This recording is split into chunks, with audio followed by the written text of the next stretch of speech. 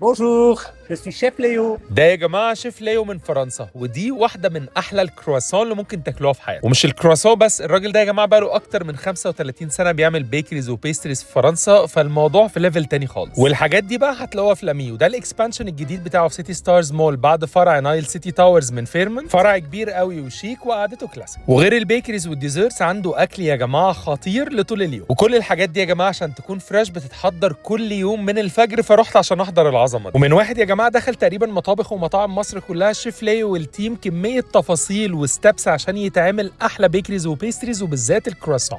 The same like in Paris, I promise you. وبعد ما كل حاجه بتتعمل فريش يبداوا يرصوها بقى في الديسبلاي عشان تبدا تجربها. وبالذات بقى حاجتين، الكلاسيك ملفيه يا جماعه بتاعتهم الفريش المليانه كريم بيستري، والاكلير الريكومنديشن بتاع شيف ليو اللي بيدوب في بقك ومليان شوكليت. بصوا بقى التفاصيل، كل اسبوع في ارت بياخدوا منه انسبيريشن يعملوا منه اكلير. طبعا كل الحاجات دي محتاجه قهوه، في كوفي سكشن كامل وقهوتهم حلوه.